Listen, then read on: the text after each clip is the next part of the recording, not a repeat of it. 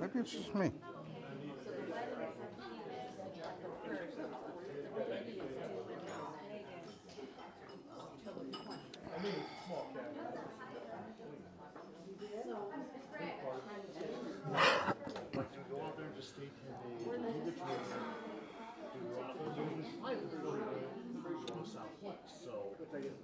All right, y'all ready to go? Still eating? You're signing up. Oh.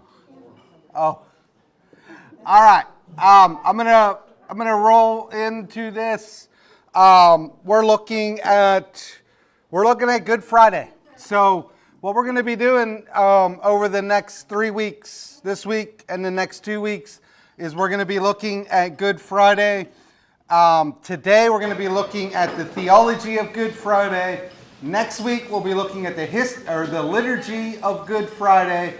And then the last week we're going to look at the history as well as the cultural significance, relevance in the United States, as well as kind of beyond that.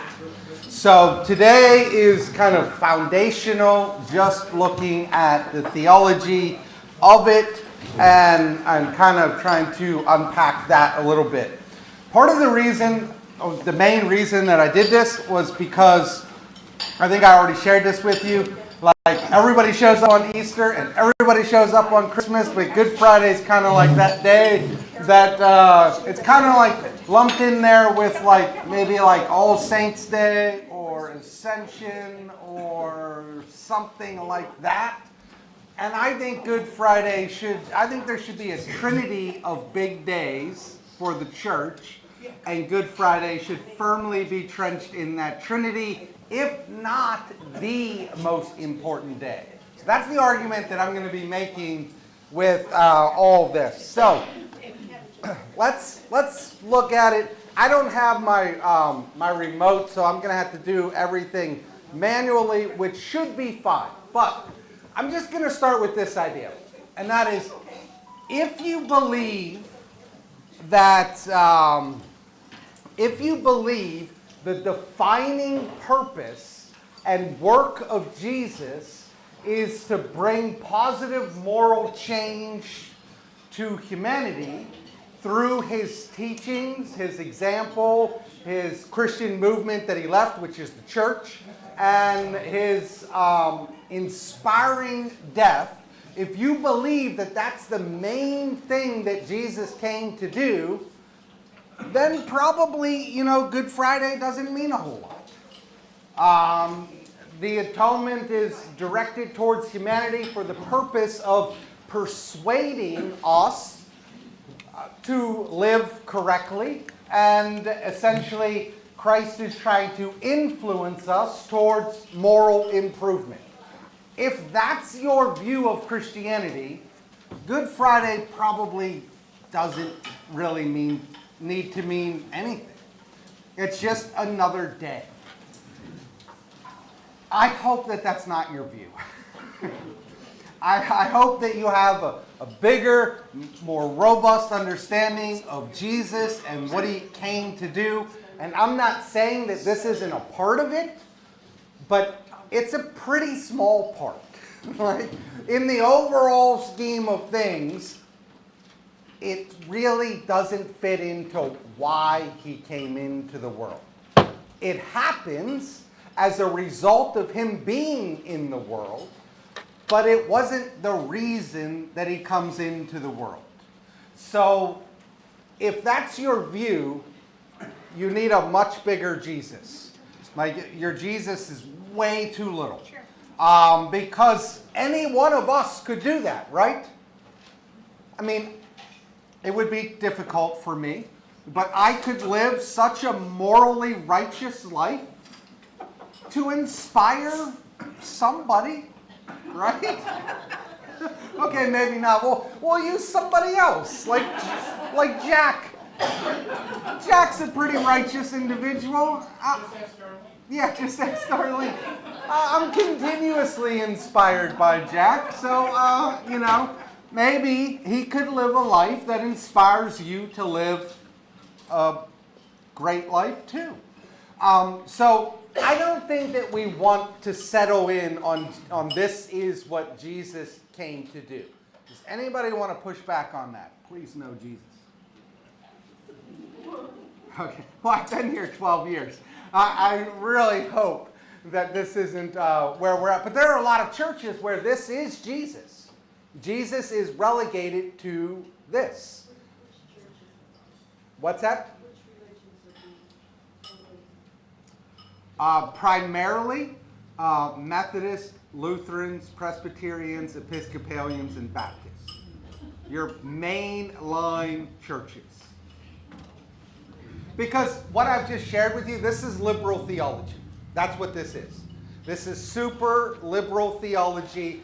And what it is trying to suck the divinity out of Jesus and just make him a human being like the rest of us who lived a pretty amazing life and has inspired us to also live pretty amazing lives. Yeah, okay? I can't imagine anybody that's a Christian, not a name only, but a Christian, can then say they don't believe in divinity. Well, you don't have to look outside of the Episcopal Church to find that. And I would say that you're probably looking at somewhere around 10 to 15% of your clergy and probably 30% of your laity. Yeah.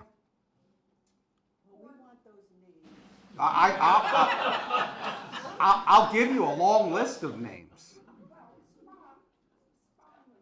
Yeah, but okay, so let's just take him as an example. He's an extreme example, but how long ago was Bishop Spong running around as a bishop? How much have we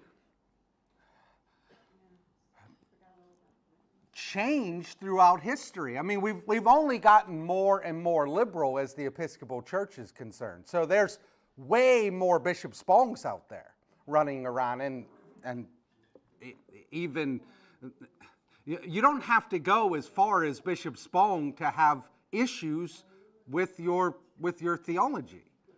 And so he's an extreme case because he doesn't believe any of it.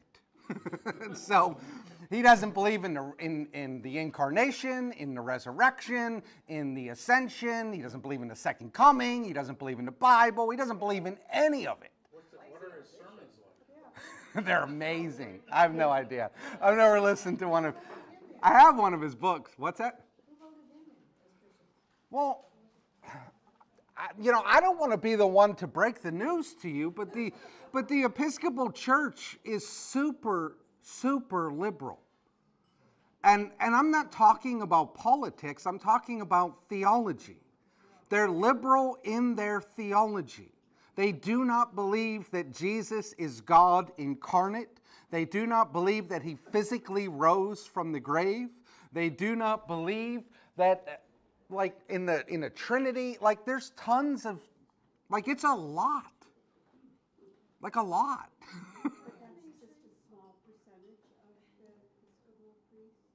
Yeah, I mean, what's a small percentage? I mean, we're talking like 15% or something like that. That's a lot of priests.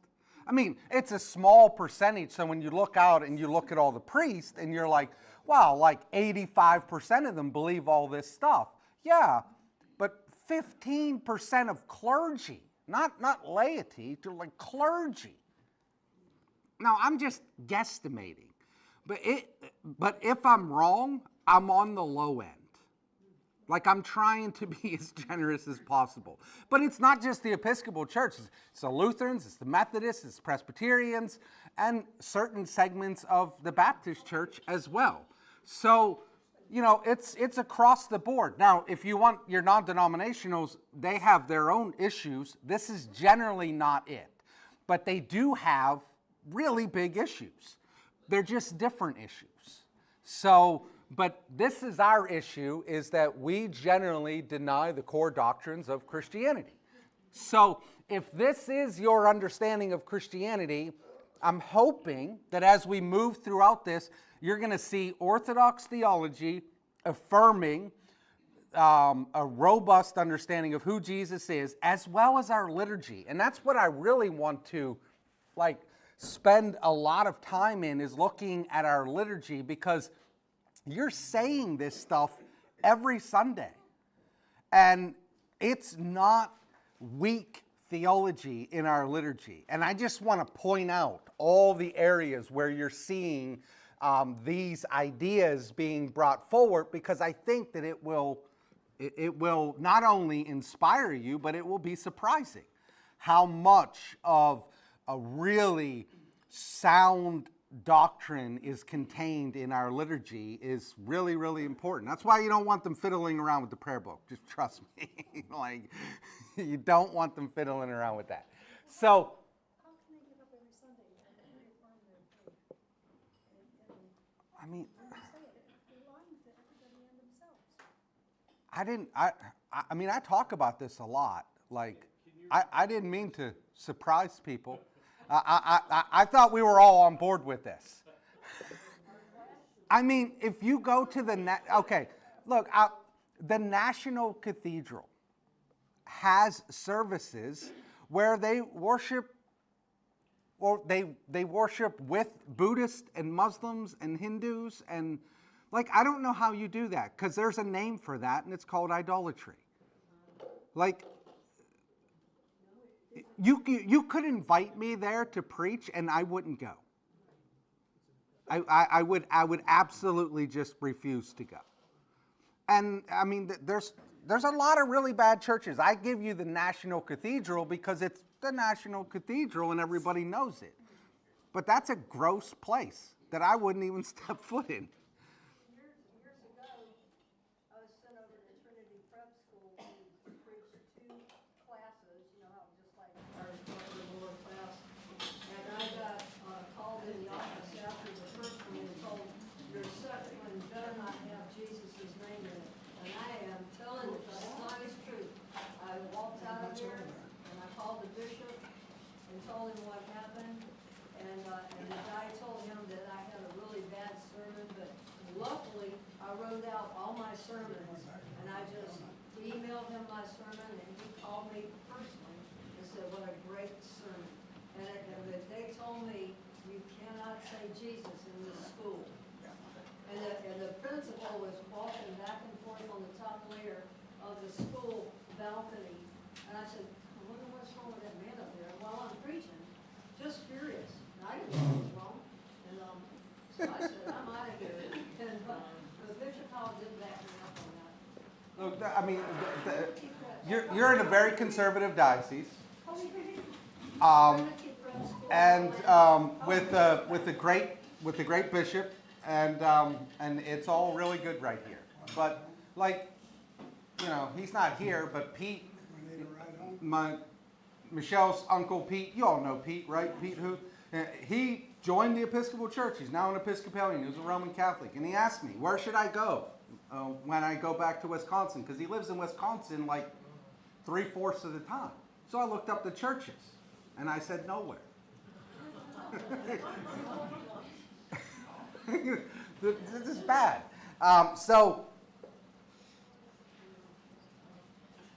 But this is the ideas that you see in those sorts of churches. So if this is our idea, then Good Friday doesn't mean a whole lot. But let's move on from there. Then it's not really all that important, because for them it's just an unfortunate end to a great moral man, or it might even be a sad day. I love those people, the sad day, Good Friday people. That's the day that Jesus died for your sins. It's called Good Friday for a reason. Not Sad Friday. Might be a day that you actually just kind of skip church. You just kind of stay home, nothing really significant happened on that day. We don't need to go.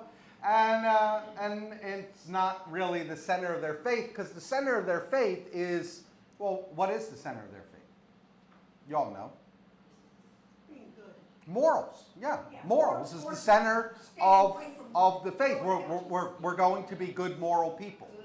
Well, good luck. And I'll get into that a little bit more.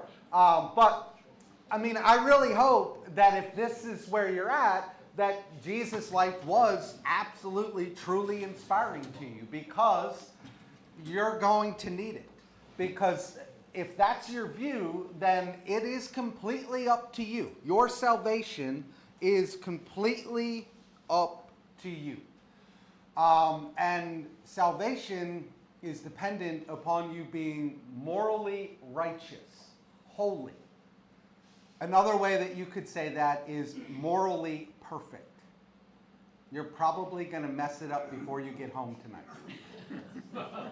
You don't want that in your hands.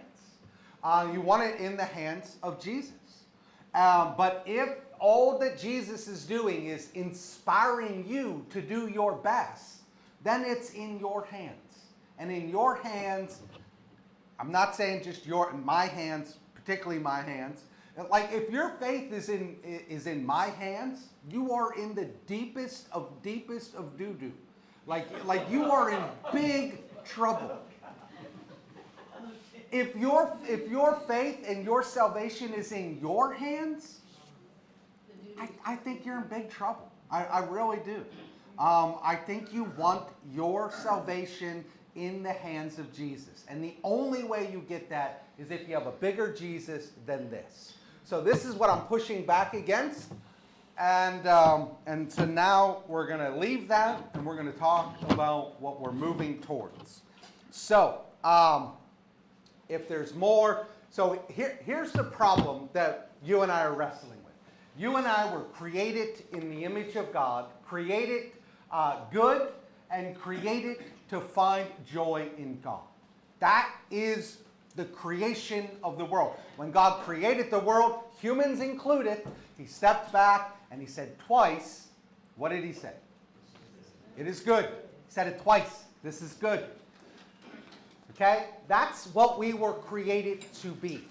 Now, you're going to run into a problem where sin is going to enter into the world. There always was the possibility of sin, but never the necessity of sin. Do you understand the difference there? Possibility, but not necessity. Once sin enters into the world, and you and I are all sinful, now sin becomes a necessity. You will sin. Doesn't mean that you're going to sin every moment of your life. It doesn't mean you're going to be the worst person in the world. It just means that you are sinful. And as a result, sin comes out of you. You're selfish, you're prideful, you're lustful, you're greedy, you're whatever other things, whatever the 7 deadly sins that Keith taught on, we're all those things. Okay? So that's what happened. We were created good. Now we're sinful. What that does is it creates a separation between us and God. And you know, I know that this is a cheesy little image. It's really helpful. This is what we look like. Us over there, God over there, and there's a separation between us and God, and there's no way for us to get from where we are to where God is. We cannot get there. There's nothing that we can do about it because we're sinful. And the separation exists that moves God over here and us over there. So, because death is the consequence of our sinfulness, and there's no way for us to fix our situation, we kind of have a problem. So that's, if you don't understand or believe the predicament, then the solution doesn't make sense. So it's really important that we understand that we were created good. Sin enters into the world, distorts the world that we live in, not just us, but the entire world. Now, you know, oftentimes people say things like, I would never believe in a God that created cancer. Well, that's great, because I don't either, because God didn't create cancer. Because in the beginning, when it was good, cancer wasn't there. Cancer is the result of sin and the distortion entering into our world and corrupting everything. Well, I would never believe in a God that creates hurricanes and wipes out thousands of people. That's great, because I don't either, because God didn't create hurricanes. Hurricanes are the result of a sinful, broken world that is not functioning the way that it's supposed to. Does that make sense? No. Weather-wise, I mean, I get what you're saying, so, I mean, you can't blame God for, Well, people do. they do.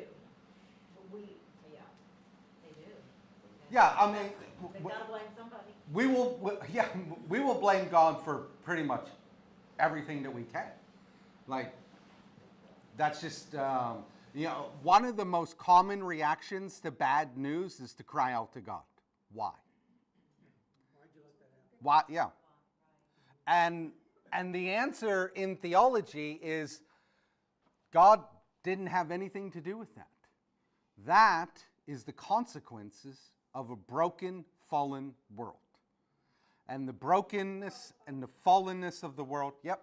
Please qualify that just because you have cancer doesn't mean it's because you're sinful. It's because there's sin in the world. Yeah, it's just a part of the world. It's not a part of you. It's not like, it's like when I can't remember who it was, the people came up to Jesus and they said, because this person's blind, I think it was, who sinned, him or his parents? And, the answer is nobody. The answer is you live in a broken, fallen world. And as a result of that, these things now exist that when God initially created the world, stepped back and looked at it and said, it is good, they didn't exist. And in Scripture, it gives you a couple examples of this. Women will have pain in childbirth, and men are going to have to go out and toil and dirt and, all these different things that weren't part of the original world as it was created. But you got to understand that we have a really big problem. And our problem is we're separated from God because He is righteous and holy, and we are broken and sinful. And that sin infects us, and it separates us from God, and there's nothing that we can do to be united once again with God. We cannot fix the situation. So that's the predicament that we're in, and that is where, okay, so questions, comments? I know this is like, it is Lent. This is very fitting, right? This is very fitting for Lent. We should be talking about difficult things. So no questions, comments, we're all good. All right. What does prayer come into all of this? If this is just the way it's going to be no matter what? Well, I mean, you can pray for certain things, and that doesn't mean that that it's going to get answered or not get answered. But let's just take the example of cancer. So you can, if somebody in your family gets cancer, that is the result of a broken, fallen world. Now, in the brokenness and the fallenness of the world, you can pray that God would take away that cancer. And, there are stories of miraculous stories of people whose cancer is completely gone. And then there are other stories of wonderful, amazing people who get cancer and just end up dying, even though hundreds of people are praying for them. And so, how do we know which one of those we're in? I don't think that we do know. And I don't know that, first of all, I don't think that we're meant to know, but we don't have the whole picture. And so we can't actually see what is, you're familiar with the butterfly effect? And so, we can't actually see the effects of the different things that are taking place. The other thing that I would bring up, and certainly this will be controversial because we love the world that we live in, but death might actually be the best thing. I know that we don't like to think in those terms, but if you're a Christian and you believe that you're being reunited with Jesus Christ, ushered into the kingdom of God, I don't know that we think correctly about death. I don't know that we were meant to be honest with you, because we live in this world, and this is all that we know. And we don't know what's on the other side. But there's lots of things that we don't know what's on the other side. And when we get there, we're like, I actually didn't want this to happen, but this was actually a blessing. And, it's quite possible, I think more than likely, that death is a blessing. Now, if you're an atheist, this is complete nonsense to you because you're going into the void where there's nothing. But for Christians, if we actually believe this stuff, then, Paul writes about this all the time. For me to live is to continue preaching. For me to die is gain. So either way, I'm good with it, okay? Believing that is just as important as believing that Christ is God's Son, or Jesus is God's Son, because if you don't believe in that, you don't believe in everlasting life. And certainly, when we talk about everlasting life, we're not talking about that, we're talking about good. Yeah. Unless, of course, you believe in actual Hades. Which you should. Okay, but if you do, and you're scared about that, well, too bad, because if we are Christians and we believe divinity of Christ, we have to be looking forward to meeting. Yeah, That's the requirements.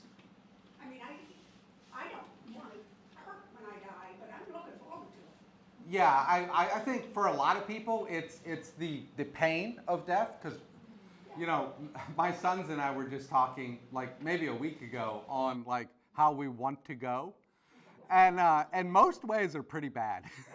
Like, I just want to have a heart attack in my sleep, I think, is how I want to go out. But then we also talked about you don't get to say goodbye to anybody, and that's kind of the bad part of that, whereas, with cancer, you get to say your goodbyes. By the time you get where you're going, hopefully,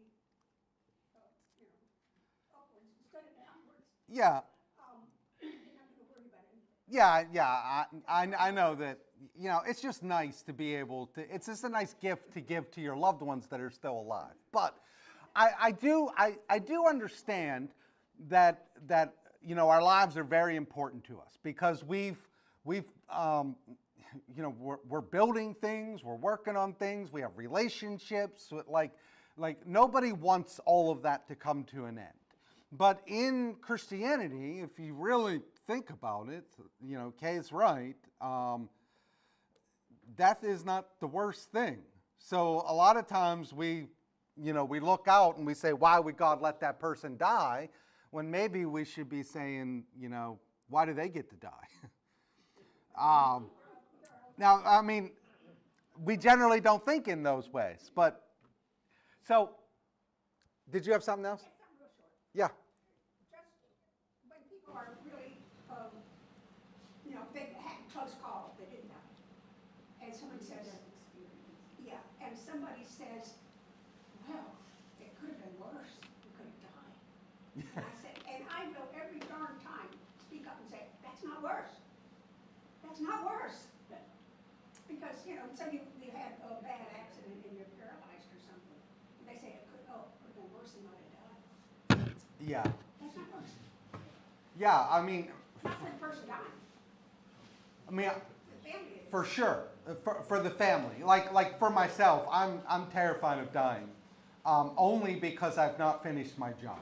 I've got 2 boys, and I want to at least see them through high school, and I want to finish my job, and after that, whatever. Yeah, I know. It still won't be finished, but that is like a mark though, where it's like, okay, now they're at least adults. They can at least help Michelle.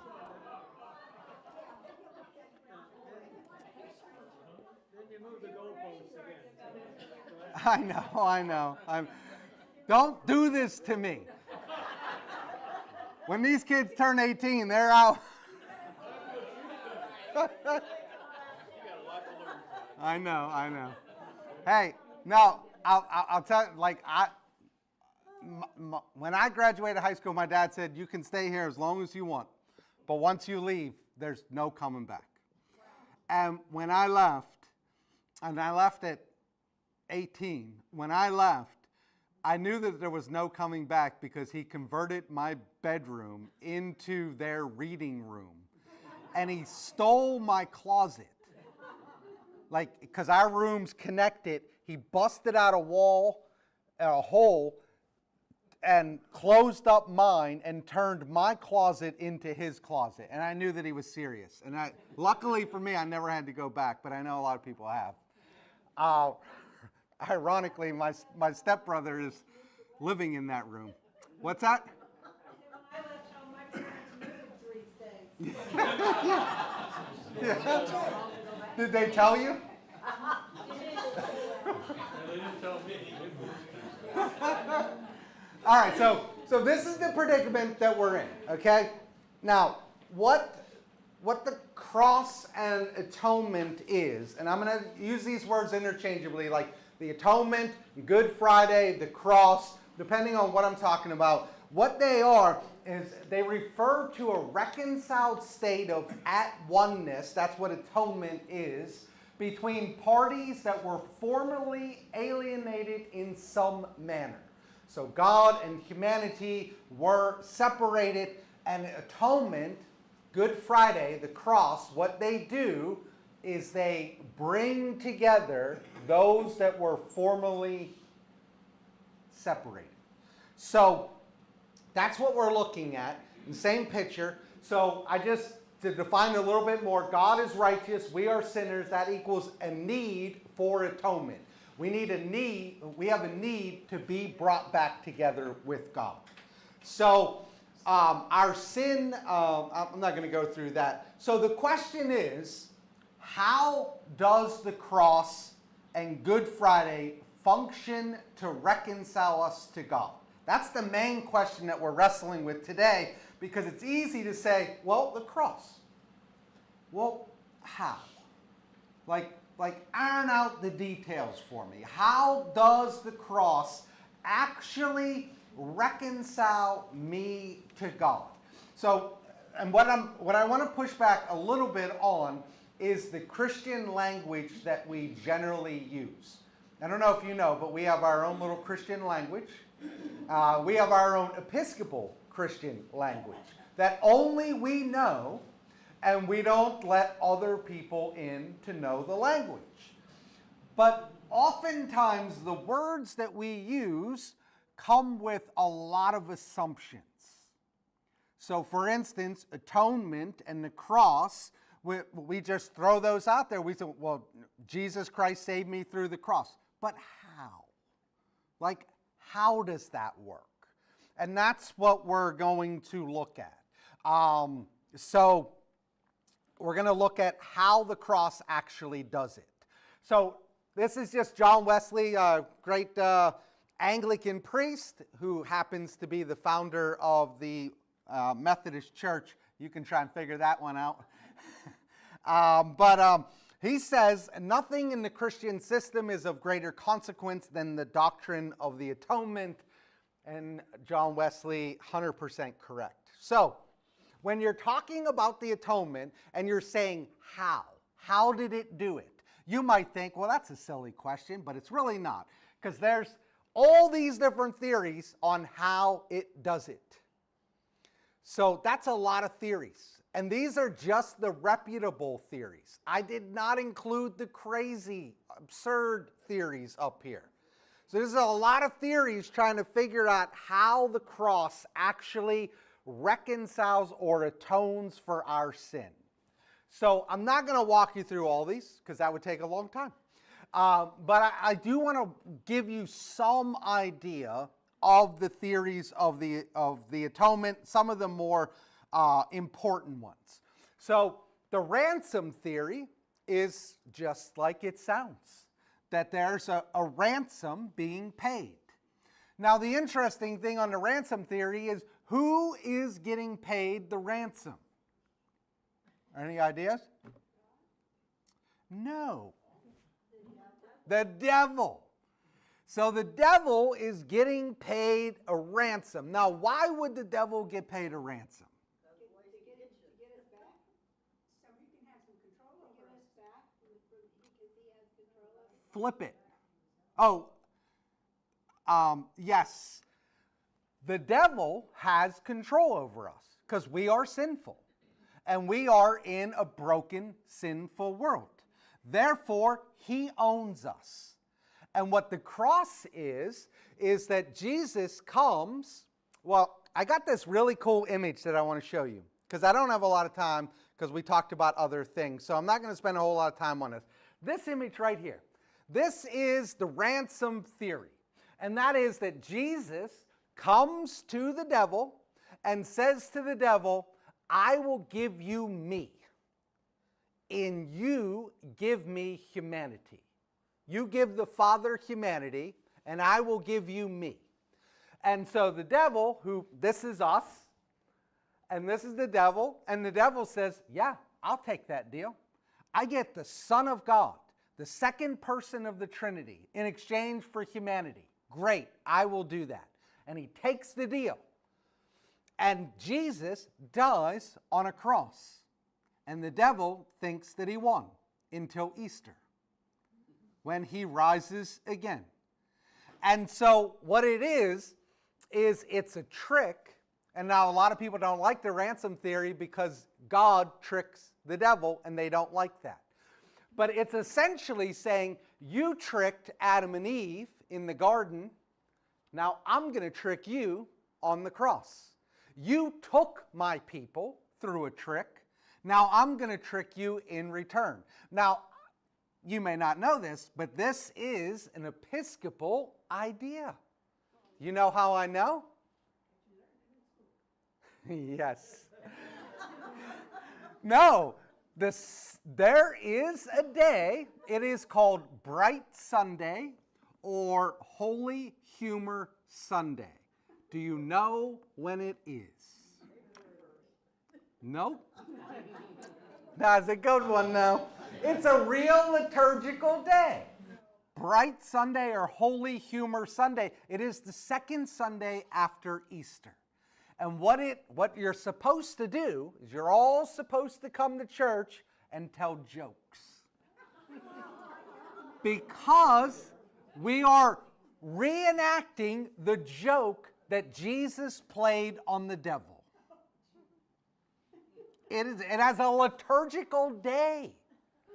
But the ransom theory is there's a ransom paid to the devil for us, and Jesus dies on a cross, turning himself over to Satan, and then on the third day rises again because death can't hold him and will never die again, so the devil gets nothing. That's the ransom theory. But what it is, it's about freeing us. Now, I don't believe in the ransom theory, or I don't believe that the ransom theory is the best atonement theory, so we're going to move on. Another theory is the Christus Victor theory. And this theory is generally the idea, the atonement is viewed not as a divine conflict between the devil and Jesus, but as victory over the powers that hold us captive. So I'm going to show you some images for this too. It's a modified form of the ransom theory, but this is the idea that Christ went into hell for us. Goes on the cross, dies for the sins of the world, goes into hell as a conquering victor, and sets the captives free. Now, this is in art all over the place. So let me show you a couple images. And the way that you generally see this depicted is you got Jesus, and what's he standing on?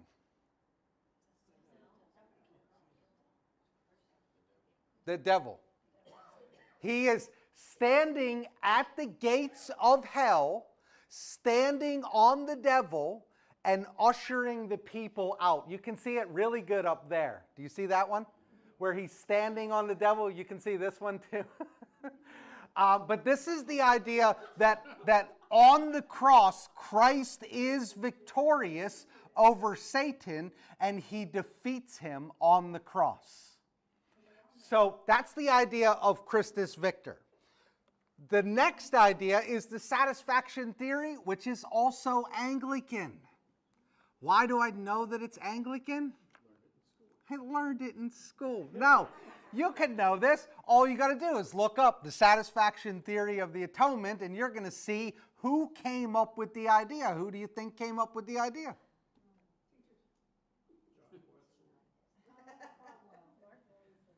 Oh, that's a really good guess, and I'm a big fan of that. But no, it was Anselm of where?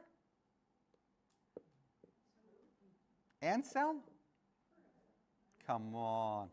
Anselm of Canterbury? The Archbishop of Canterbury? So Anselm actually comes up with this theory, which he was Anglican. And so he puts forward this theory of the atonement, which is that God created humanity, it was good, and our righteousness is contingent upon obedience to God, yet as a result of the fall, full obedience is impossible. Thus, we dishonored God. So the satisfaction theory is just like the ransom theory, but in the ransom theory, we are dealing with who? Who is Jesus dealing with? Satan. In satisfaction theory, it's us dealing with who? God. Because the one that we have to deal with is the one who is offended and dishonored by our sin. So we have to make satisfaction for the wrong that we have done. So we've done wrong, and we have to make it right. We don't make it right with the devil. We make it right with the one that we harmed, right? And the one that we harmed was God. So the atonement is Jesus placing himself on the cross in our place. So we belong on the cross. But Jesus places himself on that cross in our place, and he offers that sacrifice as the sacrifice for our sin. Therefore, God can forgive us. And I know a lot of people will say, well, why can't God just forgive us? Why can't he just, if he's all loving, why can't he just say, okay, I love you, I'm all loving, you're forgiven? And the reason that he can't do that is because God is 100% loving as well as 100% just. You cannot lose the justice of God. And so somebody got to pay. And so for there to be this loving gesture of bridging that gap, there has to be a sacrifice made. Now that's going to bring us into the fourth and kind of the last theory. So I am kind of rounding this down. The last theory, and we're going to skip through that, the last theory is the idea of penal substitution, and that is the idea that you have sinned against God, and there has to be a blood sacrifice. Why does there have to be a blood sacrifice?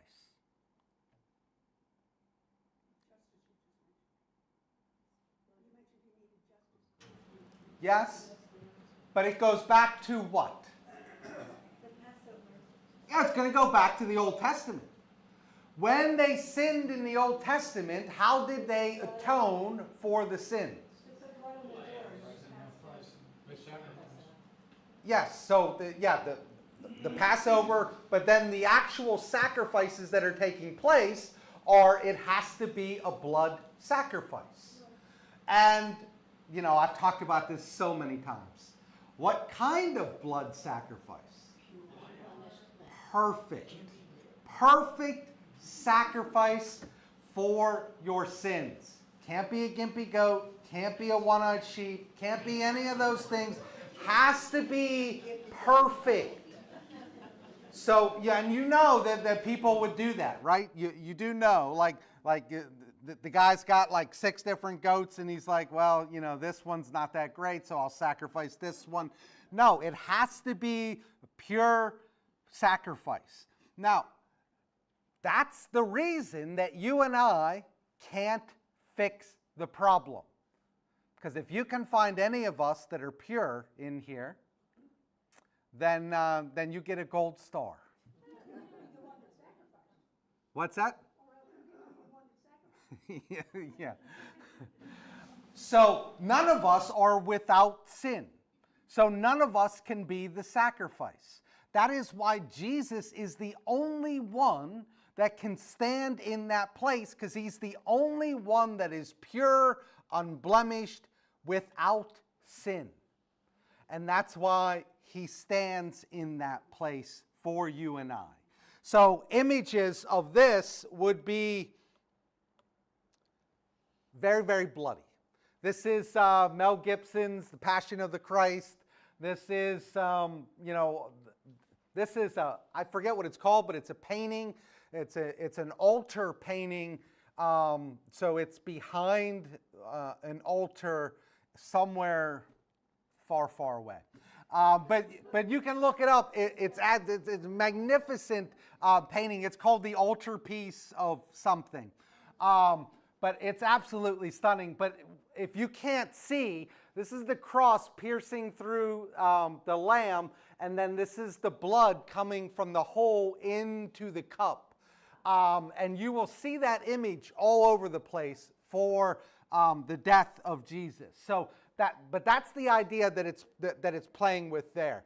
The reason that all of this is so important is when you go through Scripture, I shared 4 theories with you. There's like 16 of them, something like that. I shared 4 with you. All of these theories have scriptural support. All of them. Like every one of these theories can claim a lot of Bible verses and say, this is talking about ransom. This is talking about satisfaction. This is talking about penal substitution. And the reason that all this is important is because you cannot actually talk about the significance of the atonement of Jesus with one simple theory. It transcends all of the theories. And so you have to have this wide array of theories to talk about this grand event that is taking place. What we are celebrating on, and I use that word purposefully, what we are celebrating on Good Friday is God loving us so much that he stands in our place. And where we should be, he places himself on that cross. This is not cosmic child abuse. This is not the Father sending the Son to die for the sins of the world. This is the Trinity, Father, Son, and Holy Spirit coming together and saying, how do we reunite with the people that we've created, that we love, that we cherish? And he dies in our place. And in addition to that, he not only takes all of our sin, all of our brokenness, all of the ways in which we've never measured up, he takes all of it and he nails it to a cross, but he gives us all of his stuff.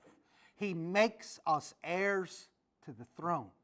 He makes us children of God. I don't know if you know, but we're not by nature children of God. We're a creation of God. We're not children of God until we're brought into Jesus Christ. And then we're made child of God. And we're made that through adoption. But it's only because he died on a cross for us. And the only way that he can do that is if he is fully God and fully man. And that way, he can bridge that gap that stands between humanity and God. And he stands in that place and he brings the two together. So we give him all of our garbage, and he gives us all of his righteousness, holiness, glory, knowledge of the Father, love of the Father. All of that becomes what we inherit as children of God. So that's the theology of the atonement in, yeah, this should be like 10 classes. So I'm cramming as much as I can in this very short period of time. But that's the theology of the atonement. Now, next week we're going to look at the liturgy. We're not going to leave theology. We're going to look at our liturgy and the theology contained in our liturgy on the atonement in all of those different areas. Then the following week, we're going to look at the history and the cultural relevance and significance. I hope that this wasn't boring. I hope it was fun. I know it's a hard topic. Pat? What is The kaleidoscope theory is what I just shared with you, and that is that there's not one single atonement theory that can adequately describe what Jesus Christ did on that cross. So what you have to do is you have to take a bunch of them, and they form kind of like a kaleidoscope that you're looking through. And sometimes you're looking and you can see like this thing's being emphasized, and sometimes this thing's being emphasized. And you can see it when you read through your Bible. Sometimes the ransom theory is being emphasized, that a debt was paid to Satan. Sometimes satisfaction is being emphasized, but it's the idea that the event that you're looking at is so glorious that there's not one single theory that can encapsulate it. You have to bring all these theories in to give you the fullest and the best understanding of what actually took place, which we'll never fully understand. But that's the kaleidoscope theory. That's my theory, actually. Yeah. I think that you need all of them. Now, that doesn't mean all of them equally. Some of them are more emphasized than others. And some of them you rarely use, but the ones you rarely use, sometimes they bring something that the other ones don't have. So they're not equally valid, but they all have some validity to it, if that works for you. That's one of the really bad ones. Well, I started out, and when I started out and I started telling you, like, I hope this isn't your lens, that's called the moral influence theory. And that's a theory of the atonement, is basically that Jesus died on a cross by accident. And what he really came to do was to give you his teaching and his example and all of that sort of thing. Yeah. And now, I don't use the moral influence theory very much, but every once in a while it does come in handy. But it's certainly one of the it's dusty. Let's say that. Any other questions? All right, we're good to go. What?